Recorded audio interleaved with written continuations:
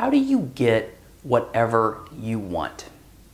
If you look at the most successful people that you can think about, and maybe that's athletes or entrepreneurs or celebrities or world leaders, whoever it is, if you look at them, there's certain things that are different about them and about the way they act and about the way they think and about the things that they do that makes them so supremely successful. The way you get whatever you want is to adopt the attitudes and the habits and the tools that the most successful people in the world use. And I'm going to give you a 3-part framework that's going to put all of those things in place for you. And part 1 of the framework is peace. And what I mean by that is that you first have to come to peace with your current situation. And come to peace with the fact that happiness, which is all anybody really wants, is right here, and you have it right now, right here, regardless of what's going on in your life, regardless of your financial situation, regardless of your job, regardless of your family situation, regardless of where you live or what you're doing for a living, you have happiness. You just have to grab a hold of it. And that's when you come to peace. When you come to peace, you no longer rely on outside things like money or houses or relationships or friends or family to provide happiness, because you already got it. So let's talk about how do you find that happiness inside you and how do you experience that happiness so that you can go after that thing that you want. And the first way that you do it is with presence.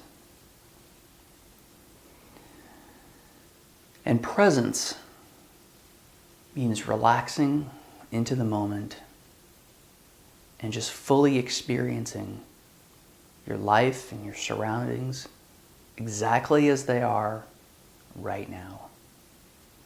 And being completely and totally okay with them just as they are. And one of the amazing things that happens when you find that happiness and you find that peace is that your ego begins to dissolve. Because your ego is all about who you believe you are and where you believe you should be and where you believe you will be in 6 months, 12 months, 5 years, whatever it is. You become attached to that, and there's a helicopter. For example, I should probably just relax and embrace the fact that there's a helicopter flying right over this window while I'm trying to shoot this video. And that's perfectly okay. Now, I could have handled that in one of 2 ways. I could have, as I started to, gotten angry and frustrated about this helicopter that was flying so low it was actually rattling this window. Or, by being at peace with it, I can accept the fact that I actually now have a way of demonstrating exactly what I was talking about. So thank you to that helicopter that just flew over and allowed me to make that awesome point. So step number 1 is find peace. Step number 2 is to become devoted. There's a lot of talk about find your passion, this and that, and I think that sometimes we kind of think about it like maybe our passion is like under the sofa cushions or in the garage behind something. But what it really means is whatever it is that you're going after in life, you gotta really, really care about it. You gotta be really devoted to it. You have to really, really want it. To want it really bad. So now imagine when you're at peace, you're present, you're still, you're happy with everything as it is now. but you're also fiercely devoted to this thing that you're going after. What an amazing combination. Because you're not chasing that thing from a place of thinking that it's going to make you happy or thinking that it's going to bring you something that it never is. So become devoted. And here's the biggest mistake that people make when it comes to devotion is they get devoted to things that they don't really care about, but maybe they think they do. For example, maybe being devoted to advancing to certain career levels.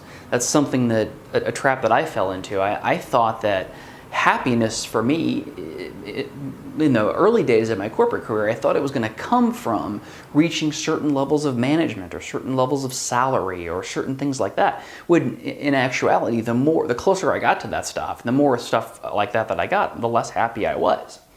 Right? Because I was going after something that I didn't really care about. I just thought I did. And I thought that it was going to bring me that happiness that was actually there all along. Figure out what it is that you really care about. And whether that's photography, perhaps, or maybe that's helping disadvantaged children. Maybe that is helping people grow businesses. Maybe that's helping people to organize their restaurant businesses.